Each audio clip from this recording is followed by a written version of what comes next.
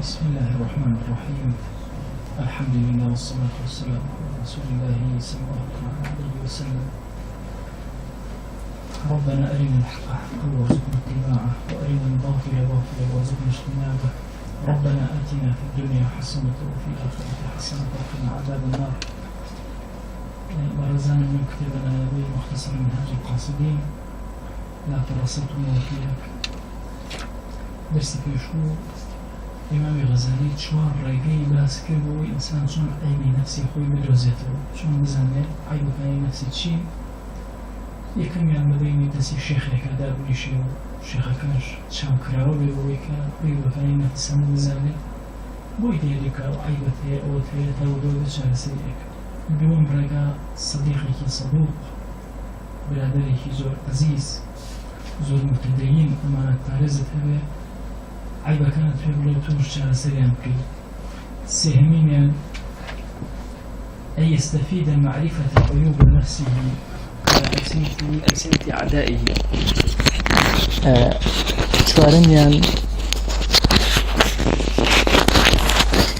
چوارەمیان بریتێ لەوەی کە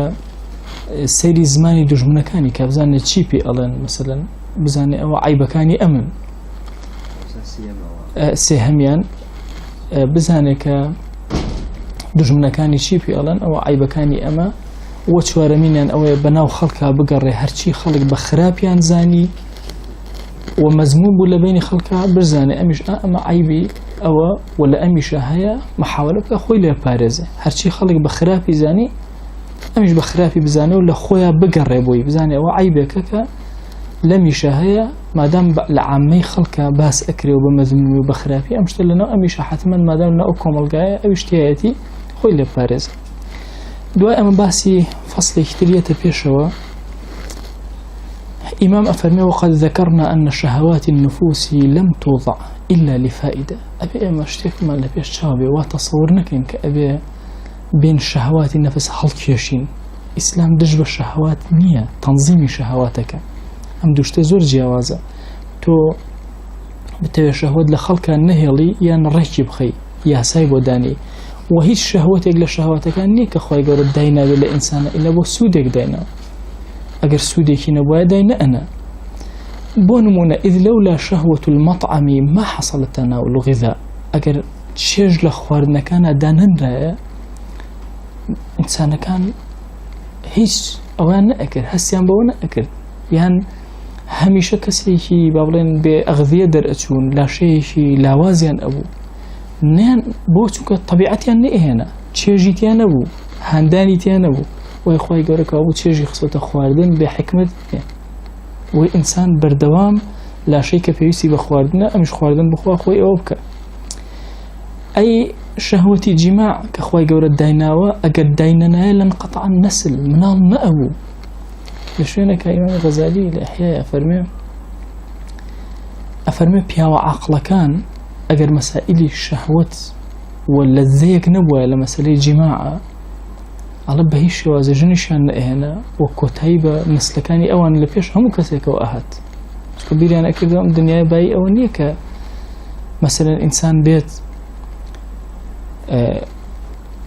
مناڵی ببێ و مناڵ پەروەردەکە و چی و دەی بڕۆ هەموو ئەو کاتانە بگوژی هەمویان سەرف ئەکرد بە عیباداتەوە خۆیان مەشغوڵ نەئەکردەوە بەڵام نە ئەو چێژە خوای گەورە دایناوە بۆ ئەی قەتعی نەسلی بەنی ئادەم نەبێ بەردەوام وەچەی بەنی ئادەم بەردەوام بێ. وإنما المذموم أي شيء خراپە مادام خۆی دایناوە ئەی بۆ نە خراپەکە لەوایە فضول الشهوات وطغيانها ئەوەیە زۆر بەدوای شەهوات بڕۆی والطغيان كالتويا طغيان طغى بمعنى لحد خوي تجاوزك طغيان ماشا سركشي للسنور خوي تجاوزك أما مزمومة. وثم قوم لم يفهموا هذا القدر لولا ترى وخلت يكبون لمتي نقيشتون فأخذوا يتركون ما تشتهيه النفس هاتون حر أوي نفس حزيلي أكا ماشا وازيان لهنا بكلي وهذا ظلم لها بإسقاط حقها أمش ظلم بوشي والنفس خواهي قرأ نهي كدو لويك ظلم لنفسي خوتك باشا وظلم لا خزان منالك ولا دور بركي كوابو ظلم للنفس بشيكي أمايا كتوبيت أو شهوتاني كخوي يقول لإنسان الدينة وتوب كله ريشيكي شبكي باشا، وهذا ظلم لها بإسقاط حقها، فإن لها حقا بدليل قوله صلى الله عليه وسلم إن لنفسك عليك حقا. نفسيش حقي خويه ما في خويه بدليل أن فرماشتي في غمريان صلى الله عليه وسلم أفرمان نفسي تو باشا ما فيكي لسرتو هيا باشا. آية أجر كسيك أهم ومهم لبابي أهم ومهمة يكي بلم شهوتاني يوفي ندى آية آثيمة طبعا اشتكتان أرسكم إما طبعا جنجبوين كأجيشن أم بابانا دائما أو زاناني. طبعا العلماء العزاب زور أو زاناني كآثر العلم على الحياة إثاريا كر خزانيا نهنا باشا بعزاب عازبي ما أنه هتا رجع وفات يعني طبعا زور الإمام النووي مثلا مشهور كان، إمام ابن تيمية مشهور كان، مثلا موسى سعيد النورسي مشهور كان، يعني أماناكم العلماء كبار زور قوران كشي أمانة هرهميان باشا آثروا العلم على الحياة. طبعا أوزانا قورانا سيري النفسي خويا نكردو يعني هاتون توان خوي قورا إمي بوشي هالبجاردو بهم علما أركي كتو سرشان مال بون منا سيركي يكي كان هاتو آثر الجهاد على الزواج وش مان باشا أوان دا مشغول بوا بن منا مثلا صلاح الدين أيوبي سيركي حجي نكرد أثر الجهاد على الحج بينما حج لسري واجب بوا بلام أجر بروشتا يا أبو حج أو مصافية أو أندنيت يعني بيته ولا نور الدين محمود لمصر وتا الشام بهاتا مصر داجيرك ماشا تشكا أو كساني كهيبتي معنويان ودروسة به زور كلا جبهنا بين دور لملوك ملكة كان صقر قريش ماشا عبد الرحمن المدخل كاتك شو أندلس ودولتي أندلسي أموي لأندلس دام زران هشصص الحكم كده كتشو طبعا نوتان أو أشج هاتوا طبعا خويان بيني لخوا قصة كي دورو درجة سيريان كرمنالك كأملا تشاوي باش الزامارة دولتي أموي كوتو هاليسانو على التعبير خوا كوابو كدولتي أموي الرخاء أو منال زندو يكاتو لزمان عباسي كان أو سبحان الله منالو أسفق ليدا إيري بوبا أو درزي كي تيكوت زور هوليان دابي كوجن شوك أيانزاني أو خوية دي وأشيانزاني كيكك من دواهي العرب داهي عرب عمري كوري عاص أمانك كمال خلق بون أقليتي كي زور أويان بون لجبل طريقه بمالا بريو بياكي زور تشجعوا آزا كتشو ورده ولا سيري كي كاولي ويران دولتك دا مزان جاو تفصيلاتي هي يك نقطة ما بستا جاريكي زور جواني أبو هنا بيشكشيان كرت الله حتى بياني هيج أقايل جاريا كان أبو مشغول بو أهاد أتشو الله بياني جاريا كان بيوتي باشا من ناشرينم هر سيري كد نكردم هر قصية كد لغلانا كد بتي والله تولى أجمل أفرتي سرزويت بس والله يا أبي ظلم لتوبكم يا ظلم لخوم بو تي من فكري من لتو زور قورتر ناتوانم خوم بتشو كمو لبرو ناتوانم لقلتو يا بتشو روبو مالي خود شو يعني خود آزاد تي أخي نامي برو أمي خزمة كاري توبكم تي من نامي خزمة كاري مكي شو كم من آقام لتو نية إيشي قورتر لذهنو ميشكي من آهل جاء أمكس عظيمانا زور قورتر بيركنو باشا آثروا العلم على الحياة هم نكر أو مسألة جن ينان هم جيان إمام النووي خويا متصورة كين بس مسائل جن بيت لا والله إمام النووي حتى رجع وفاتي كرت أزن ميوين أخوات لبري يبقوا من لم يوين مصر دروز ويتم ميوين أخوات آثر العلم على الحياة هم جيان يعني حتى همرنا إخوات بوت شو كجمانك دروز ولا مسألة يشوي للسلطانة كان برشتي داير كردبو باشا زيوزاري داگیر کرده بو گمان اکره هر میوه گله و جماعت میوه دمی بو هیچ میوه نائب واسه سعيد النورسي ابن تيمية يعني تو بيركر حياتي إخواني تو مثلا سجن بربون سجن بربون سجن بربون سجن بربون هيك باي أوي تانية ابن تيمية كله زناني طبعا يكسانية كاتي خوي بفيرون داو حتى أفرمي أو كاتاني كخوي أشورت يا أشوف وصر قضاء حاجاتها وصر أو يا ناني أخوار إلا مجموعة للطلبة كاني كتابي عم بسر أخوان داو باش أبوي أو سانين الروح سبحان الله الله هندي جار الله الدنجي أو كمثلا أو نأكل أخوي أشورت الله يجي له هنا كأبرة أو إلا فلانة كلمة وبيلا يروى دنجي برزة كده لحمة اللي هو أقام لي نبو وأوتشن لحظين الروح سبحان الله أو لقل علم ولقل أو ماصا سعيد نورسي مثلا كحياتي إخواني تو فريد الأنصاري قصيكي زور جو أني هي الله تركيا تاريكستان يكي زور تاريكستان هذه قدوة للاديها جاري واحد زور تاريكا أما شي بيانا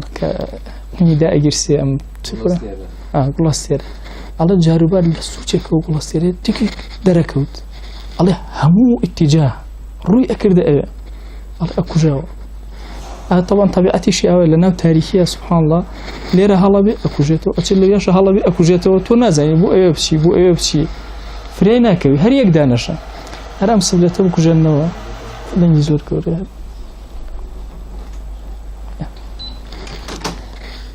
جاء سبحان الله تشبيه الرك أواك الله لنا تاريكستاننا وتركيا هر بين لشونك أكو أسيري قشيكي أدا روناكيكي أدا الله كافران وبيدينان أنا باش أوه تشيبي أكري نيانزاني أم تروك بشوكا أبيت الروناكيكا وتركيا أو دانكاتو باشا طبعا تعبيري أو زوزو بيجوان تعبيري كيبا أدبي زور برز موسيقى بالضبط ورا بيشاي خود كسك أو كتروك وابي باشا دانس قبي فريوك مسائلي مناض زواج آثروا العلم على الحياة باشا لبا بينامي إنقاذ إيمانا خوي لبير شو غير أمانة عمتي خلق أو خلق همة برزا واشتهي ترى عمتي خلق هموية سيبو داندا وسيما للصوم أظن أحسن الصيام كان صوم داود وأني الرجل بالرجل نبي أما أحسن أبو عامت أي سيرك الإمام أبو بكر إمام عمر إمام عثمان ماشي إمام علي عائشة رضي الله عنها همو سردوا الصوم بيش أوي بمرن حمو الرجل بالرجل ونك رجنا رجل حمو رجل كوفات ينكر إمام عثمان شون شهيد وبالرجل نبو والرجل همو ين أبو شوازة سردوا الصوم باشا بدريجي صالك بالرجوع أبن باشا أما مخالفية مع حديثانية لا إمام النبي أفرمي أفرمي خاون عزمكان أولو العزمكان بهيزكان أواني صاحبي همتي برزن أم قاعدة شموليا ناكاتشك أم قاعدة بو عامة أوانا لعامة درتشون أماش كأسبار سباسي مثلا على النفسي حقي هي راسا ما في هي ونبي ظلمي لي بكري ماشا أويك أخوة دينا ولا شهوات بعام أبي تنظيم كري بي بدري جارك لقل دوسيا كابون ناسي مسألة زواجي أوانا كرا اتر وتيان باش والله جنها تا باش تربو أوانا إيش قصيكي زور خوشي كرا وتي والله جنتا نينا مشتا نأبو مشتا لشويرة تربو وتي كاكا ومسائل جميع أبو بيوانك اللي آستيكي زور بالا كالطواو يقلي ابن أبو خزمة كردن أوي كبير لأن كانوا مسائل جنو جيان وأمانية أجا مسائلي أما كأرسانك أما ياسايك أبو قشتي ياساي خواصة كان لزين تانا نبت إشكال شكو من قنجون دائما أو ياساي خواصة لم يشما إشكال أو باشت شون بيغمبري خواه صلى الله عليه وسلم فمتي أفضل الصيام باشترين الرجل أمايا توبشي لو زيادر كي شون نبي إيه باش إمام أبو بكر وخلفاء الراشدين كردوا يعني دائما أما ياساي قشتي أو ياساي خواص شون للرجوع قبير تاني بس ما كلها لم كتبه الرجوع عامة هي خاصة باشا كدلي بالرجوع أبي أماش لأسلكي زور بالان جاء فرمي حتى إن قائلا منهم يقول لي كذا وكذا أشتهي كذا فلا أتناوله على أبويا أنا مثلا وتأتي أوشتم هيا والزور زور تامزري أوشتم ودسيشي ونابم، وهذا انحراف عن الحد وخلاف سنة رسول الله صلى الله عليه وآله وسلم. أفرمي أمام خلاف سنة في غمر خويا صلى الله عليه وسلم، ولا دان لدين فإنه كان يتناول المشتهى من الحلوى والعسل وغيرهما في غمريان صلى الله عليه وسلم كأرز مندي شيريني أكل هنجويني أكل باش أي خوار غير أوانش، فلا يلتفت إلى زاهد قل علمه سيري كسيك زاهد ناكره كعلمي كما واز لهمو أوانا هناك لكاتك بردسي أكوه، فحرم على نفسه حظها من المشتهى على الإطلاق بقشتي حرشي تشيرجا كان وازن لإهن باشا سيري قصي أو كس زاهدة ناكره لبرو علمي كما فإنه إلى الظلم أقرب منه إلى العدل، أم كسا لظلم ونزيك لشي لويك لعدالة ونزيك به، وإنما يترك المشتهى إذا صعبت الطريق إليه. كي إنسان وازلا أوشتأهنا كأرزوئك كالراقي نبي بوي بروا باشا دريا كان ليه داخل أبي من لما سلي زواجه أرن كسيوا هي واجب جنبين كسيوا هي حرام جنبين باشا بيويسي بجنية خوي بيويسي بجنية باشا بارشيني ناشتواني بخيريك اما حرام لسري جنبين هم حاجي بيني هم كسي كتير من هي مستحبة جنبين باشا كسي ما واجب جنبين بو ناتواني لخراب خوي بارزي وبارشية تواني جنبين واجب لسري بخوي جنبين شون نرجك واجب لسري، مثل أن لا يحصل إلا بوجه مكروه يعني باشا يعني دسينك بزور نبي بنارحتي دسيك أو يخاف من تناوله انحلال عزم يا لو بترسي أقربيته تزبري بو أو شهوته أو شتيك حزي لئك عزيمتي بيت أخوار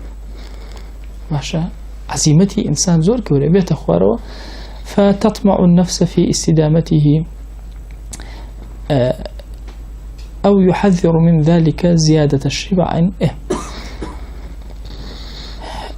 فتطمع النفس في استدامته. جاء فرمي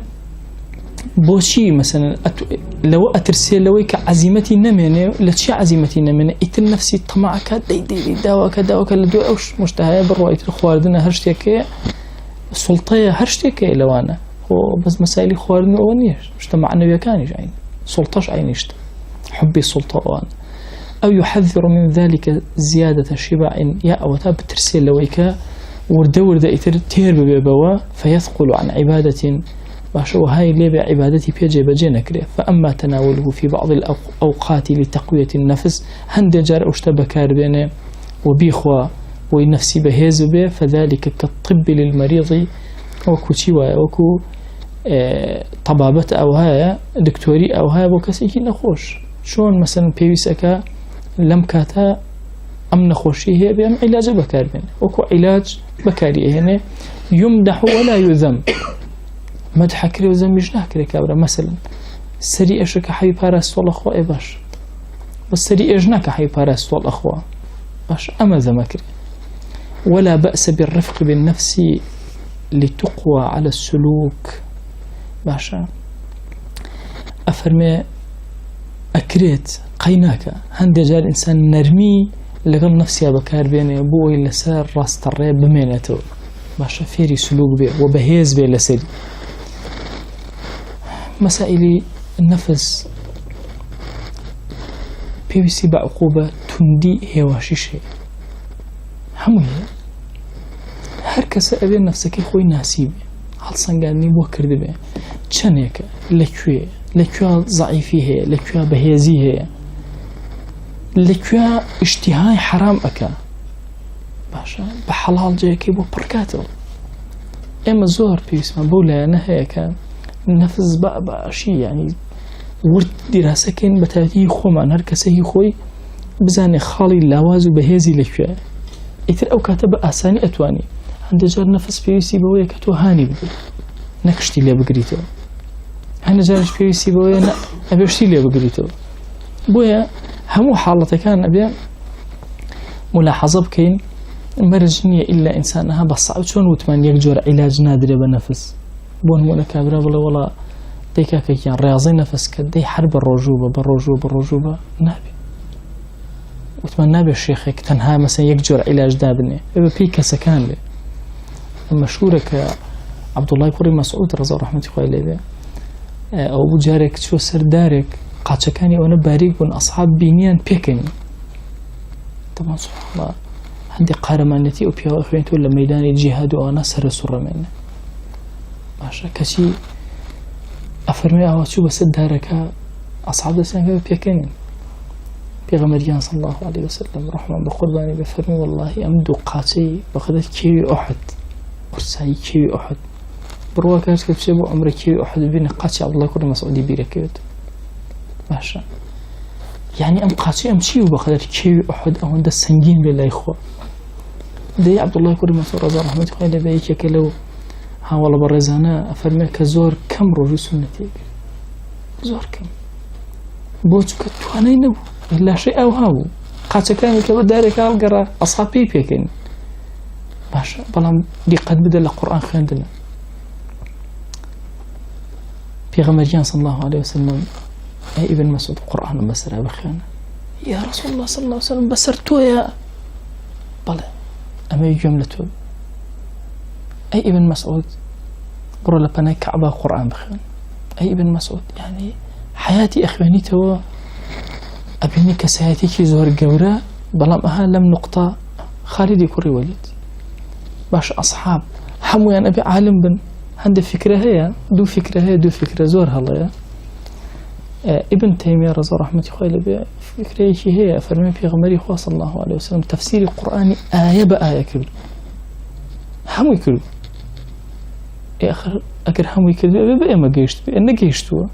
علماء زور ردي كانوا والله قصي ابن تيمية رحمة الله عليه زور هلا شو التفسير لزماني في غمري خوا صلى الله عليه وسلم تفسيري جزئي سليقيب فطري باشا شلون فطري شلون فطرتي إنسان شلون مثلا تشيلوشي شي بو بيجاريته ولا قال يا تيكل أبي منالك بالضبط أوايا بويا في غمري خوا صلى الله عليه وسلم حمو تفسير قرآني بقول ذكرنا حتى إمام عمر نفرموا وفاكهة وأبا تي والله أنا مزاني وأبا يعني شي حتى وكو كبريك عربي بينك أبا بكاء وتري بدليل شي وفاكهة وأبا طعاما لكم ولأنعامكم متاعا لكم ولأنعامكم فاكهة كبو إيوة أبا كشبو شي أنعامكم وأجلك أنت يعني شي كا يعني يزاني بلان بس سليقة أيزاني أما باسيك نعمتك خوايا أو قصي دوم قصي ابن خلدون رضي الله عنه خويا الله همو الصحابة تهجبتك همو تفسير القرآن الزاني أو قصش زور قوريت وصوبي سوار هزار صحابة من ده صحابة من هي مشهورة بالتفسير ويأمدو قصة هربكي زيادة رويكي تيايا خالد كوري وليد دي خالد دي جبالواني كي ناو جهاد شان سورة دي كمي لبربو باشا رزقه كي لبيبو ما بس كملش يعني نفسي إنسان طبعي إنسان مختلفة لو أتشبه كسي كتير بوتا مثلا عبد الله كوري مسعود بلاي ورتو كاكا تشان سورته بشكل لبرقتو بشوبو جهاد قيادي جيشك إيه ناكري خالد أكري أوبكا أمش أكري خزمة كاري قرآن بكا وبي أكري خزمة كاري قرآن كا بوي أم توزيعات لنا وأصحاب أبيني لخزمة قولترين مرشدة صلى الله تعالى عليه وسلم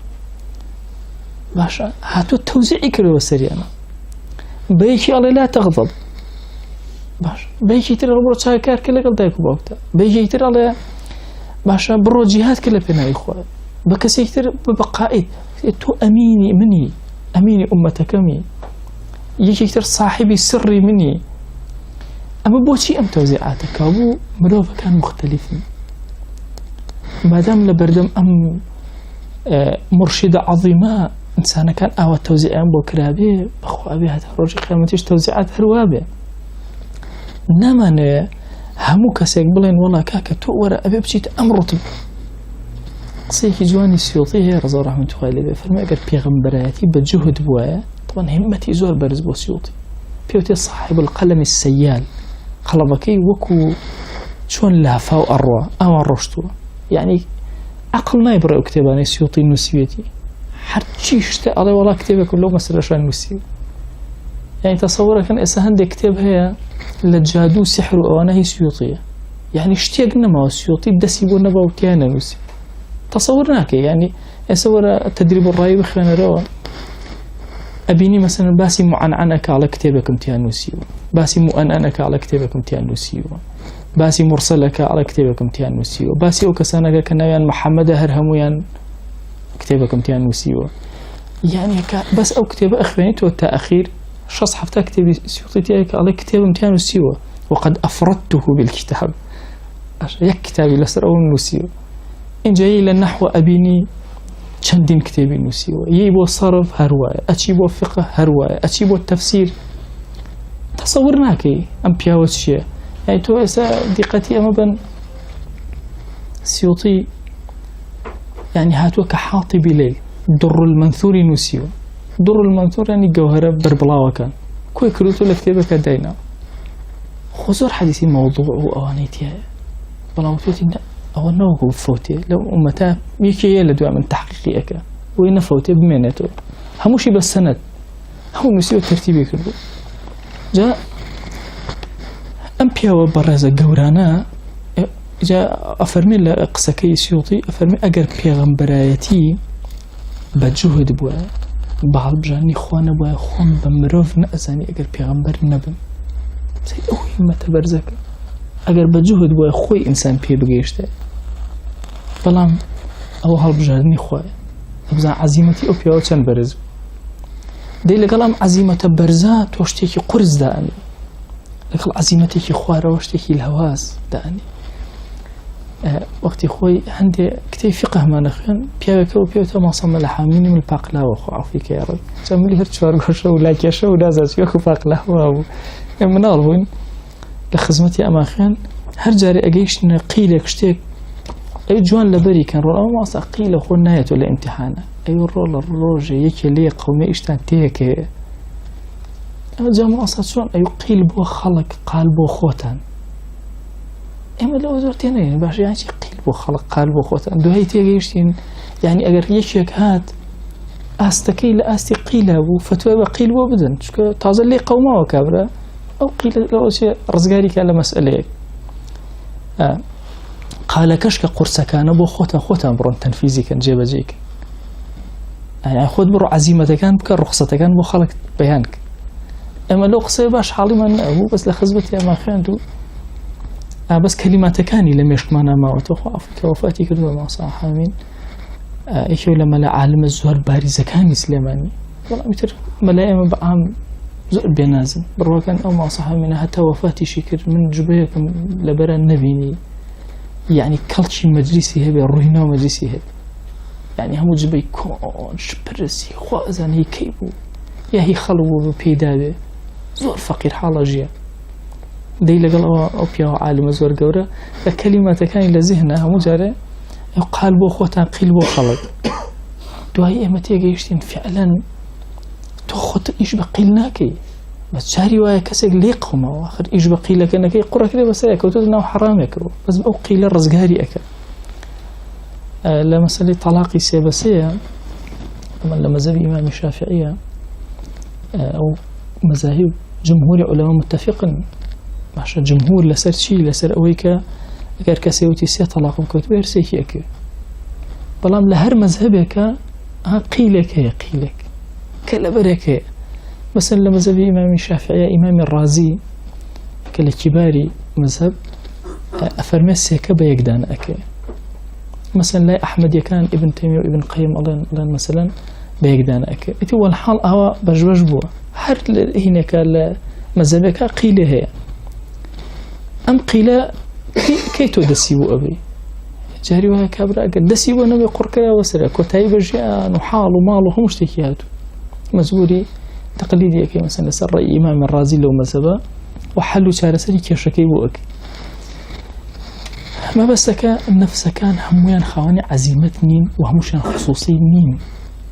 بويا أجر دقة داب الزوريني أم كتابان تأسخ عندهم أنا غزالي لأواخيري اشتكانوا قرسي أروى توهي هواش أهينته وخوارو بوشي بوي إما تيبقين احتمال هي همو نفسك تحملي أمانك يسأل بلين هەرچی زانایە ئەبێ خزمەتکاری دین کە نابێژن بێنێ، هەرچی مسلمانە نابێ هەرچی حەزی لێ بوو بیخوا ناکرێ، ژیان ئەوەستێ باشە. وإنه لحب الخير لشديد. ئێمەش ئینسانین، خۆش ئەم مشتەهانەی لە ئینسانەدانەوە بێهۆ بێمەران نییە، بۆ حڕەکەی ژیانە. جا هەر یەکێک لەمانە ئێمە پێویستمان بە چاوکردنەوەیەکی زیاترە و ناسینی خۆمانە زیاتر. ئەبێ بگەڕین بە دوای خۆمانە، جوهدکەین بۆ باشتر، بەڵام بزانین دەرمانی ئێمە لەکوێ. بڕواکەن عەزیزانم، جاری وا هەیە خی گەورە قووەت و هێزی بە شتێک لە شتێک هەیەەوە بە تۆ خۆت پێی نازان، بەڵام زۆر گەورەیە، هەستی پێ ناکەی. بنمونە خی گەورە مەسەلەن هێزی داوە بە تۆ نوێژی بێنن بە خەبەریت، ئەمەی بە کەسێکی تر نەدا، ئەمە خۆ من نیعمەتێکی خۆیە، بەخوا چۆن ڕزق ئەمە ڕزق. ئەم کەسەی کەوا ئەخوا ئەم نیعمەتەی پێ نەداوە ئەبێت جوهدکە دەی هەتا وەکو سەرەکە. ئەمەش کە خی گەورە پێی عەتا کردو ئەبێت جوهدکە بۆ زیاتر. ڕێک نوێژی بەیانی مەسەلەن سەعات 5 و 10 دقە خەبەر مەبێت، ئەبێت جوهدکەم 5 هەڵسم، ئەبێت جوهدکەم 4:30 هەڵسم، بۆی سەحەرەکەم لەدەست دەرنەچێ. جار بەجارەها لە مجاهدام چکە کە وەستای بۆ دواییت بڕواکە بڵێ کوڕ 5:30 کە دەیدێ وردە بێتە مەسەن 5 و 10 دقەکە بێتە 5:30 بێتە 6. شێطان ئەدبا. ئیتر ئێمە بە مناڵی هەموو کردوتانە پەتێکمان نهێنا مەجموعەی لەم بەر مەجموعەی لەو بەر ڕێنە کێشە، هەر کەس دەستی شل کرد ئەڕوا، ئەبێ هەر هەمووی دەستون کە ڕاکێشانێکی بەقووت کە دەی ململانەیە لەگەڵ شەیطانە. ها ئینشاء الله ئەلم لە حەڵاتی مجاهدە هەر یەکێک لە ئێمە بڕوا بەخوا زۆر بەسەری بەرزەوە ڕێ، هەر کەسێک لە ئێمە وەڵاهی لەم لە حەڵەی مجاهدەیە ئینسان بڕوا وەکو مجاهدێکی پاڵەوانێکی زۆر گەورە لە جیهادی ئەکبەرە، ئەوە ئەچێتەوە حوزوری خۆ. ئەی ئەگەر توانیت ڕاکێشی بۆ لای خۆت، ئەوەستی ئەوە ڕاتکێشەوە کەوتووە بەرامبەرەکەت، هێشتا ناوەسی بە پەلە ئەچیتە دووە هێشتا ڕاکێش، بۆ چونکە مەسائلی معنەویات تەواو نابێت، تەنها ڕاکێشان و کەوتنی ئەو نییە، هەتا ئەخیر لە حەزەی ژیان خەریکی ئەو مجاهدە و توندی ئەبی. ماومانەکان بابێکی نوێ دەستپی ئەکات. ئەمە ئەم کتابە کە دەستمان پێکردووە وتمانە چۆن ئینسان عیبەکانی خۆی بناسێ و چۆن چارەسەریان کە باسمان کردووە، هەموو شتێک بە ضیدەکەی خۆی ئەوەمانەمە باس کردووە. باشە ئەگەر من چاک بووم چوزانم چاک بووم، علاماتەکان چین کە من ئیتر باش بووم، ئەخۆ من حتا مردن هەر بڕۆم ئەچی بکەم، نابێ علاماتێکە بێت دڵی پێ خۆشکەم. ئەمە باسی دڵخۆشیەکانە. أفرمي ربما جاهد المريد نفسه حتى ترك الفواحش والمعاصي. جاري وهي إنسان مريد مجاهدة أكا واز لخراب كان واز لقناه عصيان كان إخوائهن، ثم ظن أنه قد هذب خلقه باشا واستغنى عن المجاهدة، وليس كذلك. هند جار وأزاني أخلاق كان طاو، ما دام أم حمل فواحش ومعاصي وازلي هنا وأنا أنا كاك من طاو أخلاق بقيشت أخير حد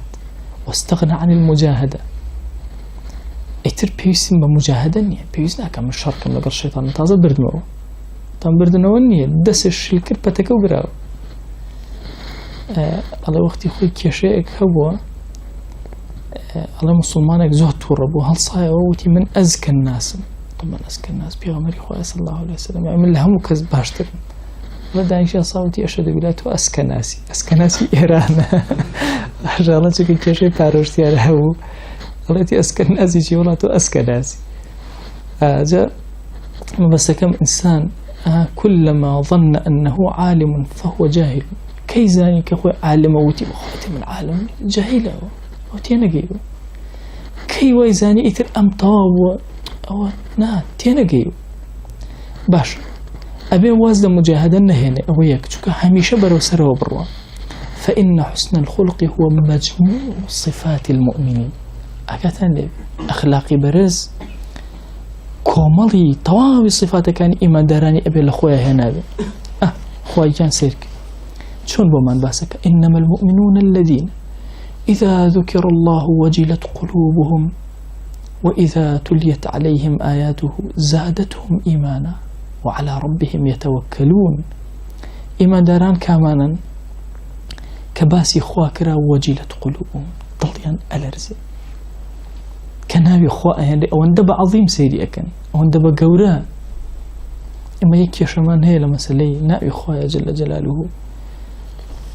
لا جارك وازن عرضم كردن عثماني كان كنابي في غمري خواه صلى الله عليه وسلم براوة دسيان خصوة سرسنجا دسي راسيان خصوة سر ضليان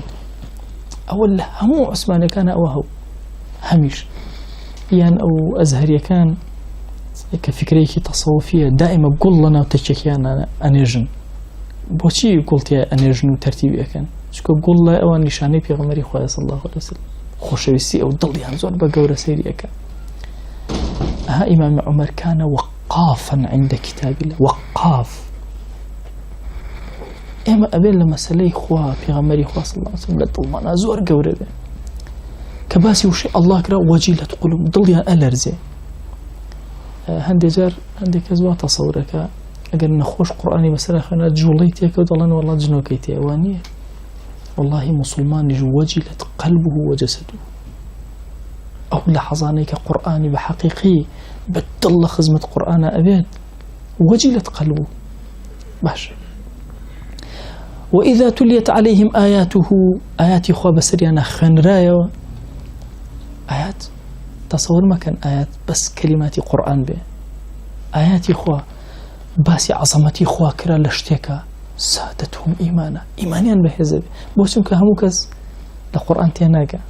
بلام لكون تيئقا إسا كي هي هل إما باسي عظمتي إخوة أبو بكر جل جلاله بابلين لا ميشولة أما شجبالي هي وأما نازم چند شاوي هي وأما چند شفري هي إيش أنا كات أنا أجاري خناقة فحسك بزانا بقلت يويه باشا بنجي أكا فحسي أكا ميشو لمان هي أصلا درمان بلاوكاتو باشا كأربوي همو جانكات خوران وي بتانيكو لا بإيشي أو خوي جيبا جيكا كأم عظمتانا باشا يا هاوار أم خويا بيشان عظيم بي ميشو ليكي أوا خلق كرد بي ميش كديقتي أدى إيه هاوار عظمتي خواه چان قوريا سير أكي وشتريك زرافيك باشا تاوسيك برازيك باشا طبعا لما تصورك إنه زين براز بخيره براز زور خيريه باشا زور سوديه يعني ورا أجر براز نبيد لمنطقة كحر برازي تاني من أو فيروساني براز الله يجري هيج أرجع فيها الله يجري وإما حمولنا كان كسيريد صلاتي خواكي لخو إيمان قائمة به كمان هي كاتي كدارك أبيني لنا وبردك بردك شخ كدو هات الدروا هزي خوي لقال النبينا نبي الله تيا نبينا كمان هي كميويكي تازة أبيني سرنجرانك يشو سبحان الله إجنك إذا تليت عليهم آياته زادتهم إيمانيا بهز أبي برزبته وعلى ربهم يتوكلون بجد بخوا زور قائمك زور والله هرشي مشكلة أم سرزوية هدوية بس آياتي خواه بخيان روا توكلنا ناخدها دروسة تصورناك من لجاني خواه ما زور سود من علاج لقرآن بيني وعلاج ولا هناك كزور قرنق حرجي كيشاه لم سرزوية بقرآن علاج كابرا غما مصيبة الدنيا بسرها كوتوا أقدر شيء نبي أمري خويا كوجي بلام سبحان الله كلا خزمة قرآن بكلمات إخوة بس الدليا أحفاقي شنو أدات كي هي وكو موسى عليه السلام ورا أم جيش قوري فرعون وبشتوا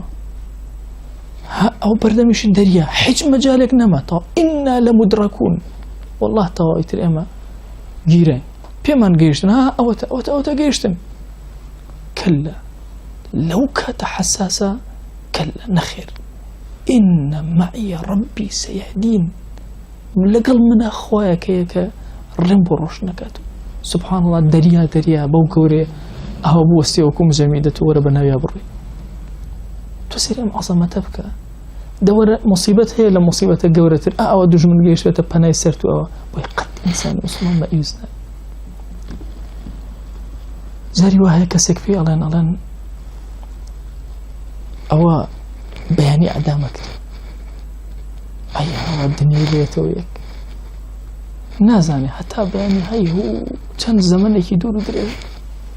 ئەم ئەتوانە عیباداتی تیاکە و زۆر ئەگەری ئەوەشەیە قوتاری بێ هەزاران نمونە هەیە بۆ قوتار بوون جاری وایە پێت ئەڵێن کاکە تەواو بۆی قەت ئینسانی وسڵمان بێ ئەمەل نابێ جاری وایە لەگەڵ هەندێک دۆستا دائەنیشین ئەڵێن ماوەسە تەواو دنیا کاول بوو بەخوا دنیا خراپ بوو بۆ چۆن خراپ بوو وەڵا ماوەسە گیان کاکە گیان ئەوە گەنجە ئاوای لێ هاوە تروکە نابینن کە من هەوا سەیرەکەم بەس جوانەکان نبینم ئەلحەمدولیلا ئەزانن چه خەیرە هێشتا ماوە ئەتوەرن سەیری ئەم لایەنانەی ترکەن وی دائیم دین تاوتاوە ئەمڕۆ ئەبینی ئەوە گەنجەکانمان وا ئەڕۆن والله بەیانی ئەبینی هەر هەمووی ئەوە تون ئێمە نەزەڵمان وا بوو لە نەوەتەکانە ئەمان و ئەم سەحوەی ئیسلامیە کە ڕۆژ تەواو بە حەقی خۆیەتی کەس نوێژ ناکە کەس دین نازانێ کورە خەڵک فێری فاتیحەش نابێت باشە وا بوو ناوەڵە ئەویش ئەڕوا و سەدانی چیلێکی تر و دواتر و دێت قەت ئینسان ناومێت نەبێت جاری وایە هەرچی پەنجەرەی ئەوە لێت قەپاتە هەچ دەرگا ناکرێتەوە پەنجەرە قەپاتە حکمەتێکی خوایە لەم ئیشە نابێ پەلەکە تەحملت هەبێ ئللا دەروازەی خیر بەسەرتە ئەکرێت کەلا لەو کاتە شەیطان نەفس پێتەڵێ بەخوا تۆ تەواو فەوتایی کەلا يعني پێغەمبەریان صلی الله عليه وسلم لە تەشریفی کە هێتەوە يعني تۆ سەیری ئەو کەلیماتانی خەدیجەکەن چەند گەورەی لەو کاتە هاتووەتەوە جوبرائیلی بینی و یەکەم جارە کورە ئیقرا هاتووەتە خوارەوە بۆی ئەلەرزێ زەملونی دەثیرونی لەو کاتە فوالله لا يخزيك الله أبدا قسم بخوا خوا قد تو زليلناك أي پیغمبري خوا صلى الله عليه وسلم سيري أو همتك بويا وعلى ربهم يتوكلون لقال خيرني قرآن الذين يقيمون الصلاة ومما رزقناهم ينفقون نيجا كان ينجيب جيئك أو رزقيك إما بيما بخش ومما رزقناهم نكهم رزقك يعني مما بري لو رزقيك إما بيما بخشيون أي بخشناو يعني منتي شيمية أو رزقيك هدتو أي بخشي ونزاني شيكي زور مهمة كردو ومما رزقناهم إما رزقنا داون ينفقون أولئك هم المؤمنون حقا كابو بيك صفات بون چندين صفات ينتهات دي إنجا هم المؤمنون حقا التائبون العابدون الحامدون توبكاران عابدكان أواني حمدي خواءكن السائحون سائحون هندي فرمي عن المجاهدون هندي يفرمون يعني الصائمون باشا لقرآن سائحات هاتوا سائحون شاتوا باشا سائحون علماء زورينا بمجاهد لكي أدنوا سياحي سرزويك سائح واضحة سياحة أمتي الجهاد في غمري خاص الله عليه وسلم لفرميشتك أفرميتي جهادي أفرتان صومة بويا الزورق للتفسير كان السائحات بالصائمات لكينا أكثر شيء هذا الشيء معناه يكتري بكاريا إنجا الراكعون الساجدون الآمرون بالمعروف الناهون عن المنكر الحافظون لحدود الله سنور كان إخوة باشا هم أبارزن لدواء أمسي وبشر المؤمنين كابو أما صفة إيمان دارا أمانة إيمان دارا كجيجي مجدي إخوان إذا بخوا زوري ما بابس باشا چند دقيقة إذا باش جاري كتب السريع بسر أما أرونا وصلى الله على سيدنا محمد وعلى آله وصحبه وسلم تسليما كثيرا أبدا إلى يوم الدين يا ربي خواجان بخاتيك وريخو التولي أكين بناوي جوان الوصيفة برزد باسم عظم الأم درس وطاوي درس كانت المال قبولك يا ربي خوايا المالكر أو إما دارني كبراء أصل حقيقي دين داري وتوأكن يا رب العالمين درجة كاني خير بسلمنا والاك همة من برسك يا رب العالمين خوايا همة من برسك يا أكرم الأكرم خوايا همة من برسك يا رب العالمين خوايا لدردكاني نفس الشيطان رزقار منك يا ربي خوايا إيمان من دام زرينا عقيدة من دام زرينا ناخ من بهجينا ودين داري يا رب العالمين خواهی لفسادی ام زمان بمان پارێزە خواهی لفسادی ام زمان بمان پارێزە خوای لە فەسادی ئەم زەمانە بمان پارێزە، خوای هیدایەتی گەنجەکانمان بدە، عاقبەتیان پڕخێرکە.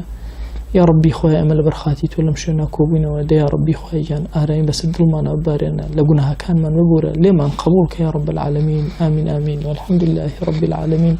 وصلى الله على سيدنا محمد وعلى آله وصحبه وسلم تسليما.